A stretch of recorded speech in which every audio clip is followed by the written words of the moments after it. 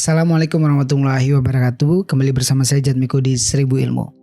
Jadi hari ini aku pengen nanggapin videonya dari Raditya Dika tentang artis TV masuk ke YouTube. Kalau di HI itu ada namanya teori Red, Blue, and White Ocean. Jadi red itu adalah sesuatu yang dulu memang masih belum banyak orang, kemudian orang itu masuk dan akhirnya menjadi satu pertempuran yang sangat sengit. Itu yang dinamakan sebagai Red Ocean. Kemudian ada namanya Blue Ocean. Blue Ocean itu adalah sesuatu tempat yang dulu masih belum ramai, kemudian di situ menghasilkan. Nah itu masih menjadi salah satu blue. Kemudian namanya White Ocean. White Ocean itu sesuatu yang alternatif. Jadi blue sesuatu yang baru, masih belum banyak pesaingnya. Red sudah ada banyak pesaingnya. Kemudian white sebagai alternatifnya, seperti itu. Nah saat ini mungkin dulu dosen aku itu ngomong suatu saat YouTube akan menjadi Red Ocean. Ya, di tahun 2020 ternyata hal itu menjadi sesuatu yang benar-benar terjadi. Dulu masih menjadi sesuatu yang Blue Ocean, masih sedikit-dikit, artis nggak masuk, terus orang-orang nggak masuk dan sebagainya. Nah, pendapat Raditya Dika mengenai YouTube sebagai Red Ocean, sebagai tempat pertempuran banyak orang di situ mulai main YouTube, menurut saya ya menjadi sesuatu hal yang bermanfaat. YouTube akan memiliki standar kualitas yang bagus, kemudian memiliki channel-channel yang bermanfaat, tidak hanya clickbait, kemudian kita akan lebih banyak berdiskusi seperti ini, mungkin akan ada YouTube tanggap saling tanggap gitu, kayak gini kan, tanggapan bagaimana videonya Radit itu saya tanggapi melalui video seperti ini. Kemudian kata Radit, dia tidak peduli dengan yang namanya persaingan karena dia lebih memilih untuk berkolaborasi. Nah itu adalah teori namanya White.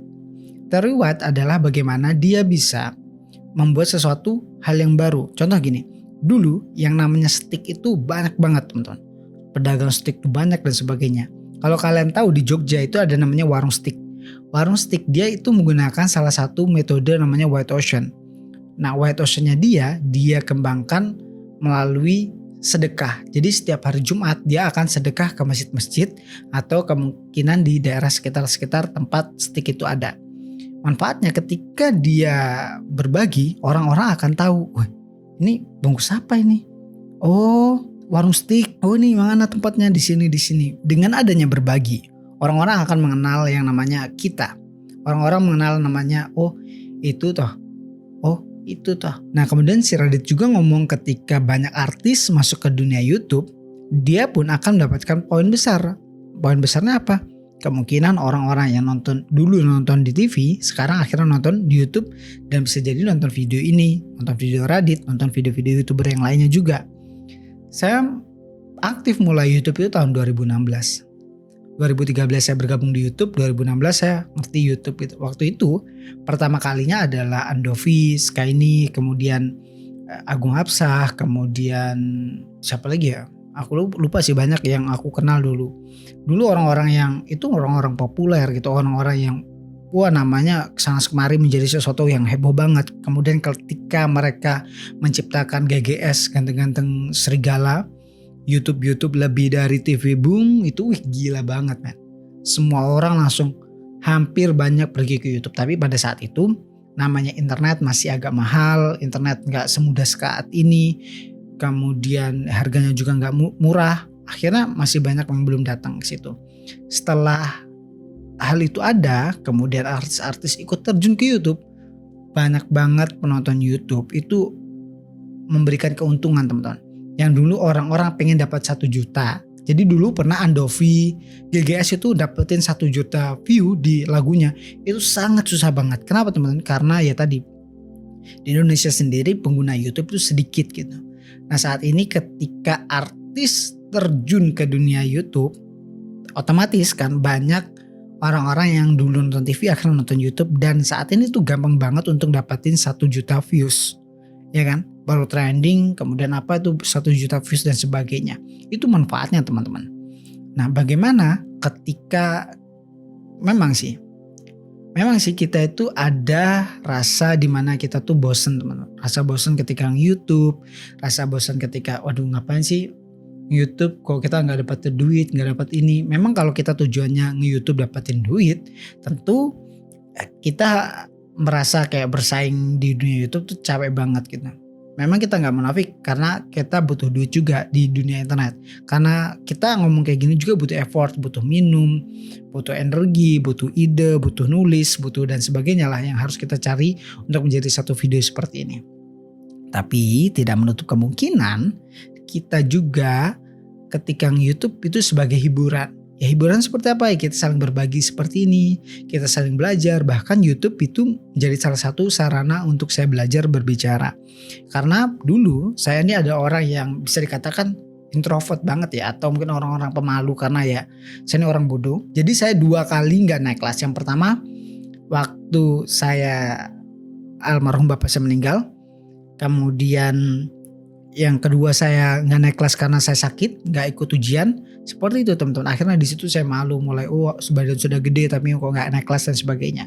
Nah YouTube adalah salah satu cara saya mengembalikan kepercayaan diri saya, mengembalikan kepribadian saya yang dulu memang menjadi sesuatu yang susah diterima bagi saya sendiri. Nah YouTube itu bisa kalian gunakan untuk hal apapun, mungkin sebagai sosial media kalian, sebagai untuk kalian curhat. Bisa jadi ketika kalian curhat di YouTube banyak penontonnya, ketika kalian lagi kesepian kalian ngomong di YouTube bisa jadi banyak penontonnya. Aukarin dulu dia curhat di YouTube dan dia terkenal. Bisa jadi kalau kalian YouTube ya gunakanlah sesuka mungkin, gunakanlah sehappy mungkin. Karena Raditya Dika juga dia ngomong di video yang ini, yang aku tanggapin ini, dia ngomong dia pernah memiliki posisi yang apinya sudah padam, posisi dimana dia waduh YouTube nih ngapain sih kalau sudah kayak gini, banyak persaingan, gak dapat duit sebagainya. Karena yang pertama ketika kalian mau YouTube, ingat kalian harus punya keuangan yang di lain. Artinya tidak hanya dari YouTube sendiri, mungkin dari kalian jualan, mungkin dari toko, mungkin usaha kalian sebagainya. Dan YouTube adalah sarana untuk menunjang pekerjaan kalian atau memang menjadi salah satu pure pekerjaan kalian sendiri. Ketika api itu padam, ketika semangat kalian padam, ketika semuanya itu sudah waduh kita capek deh YouTube, udah kita berhenti dan sebagainya. Bahkan temanku ada di titik dia sekarang mencapai 50.000 subscriber dan dia mau berhenti, dan aku kasih tahu dong kamu sudah sampai sini kok mau berhenti dan sebagainya gitu. Karena ya eman lu capek lu dapetin 50.000 gitu. Aku ngajakin dia yang YouTube akhirnya sekarang dapat 50.000 kan, waduh janganlah, jangan berhenti gitu.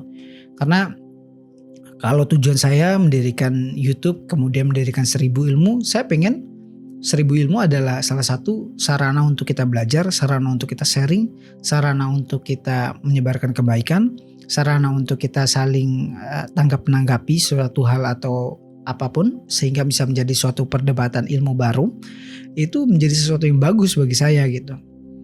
Dan ketika YouTube sudah menjadi red ocean, kita jangan takut teman-teman. Karena gini, dulu Bluebird, kalian tahu Bluebird kan? Bluebird itu hampir mati teman-teman. Kemudian Bluebird tetap terus berperang di dunia red ocean-nya. Ketika ada Gojek, ada Grab kan datang nih, bingung kan si Bluebird. Nah kita jangan takut, kemudian kita jangan takut sebagainya. Akhirnya muncullah satu video di mana Bluebird tuh mengeluarkan, ayo kita bersaing lagi, ayo kita, aku bisa deh, aku mampu dan sebagainya. Akhirnya Bluebird kembali berjaya.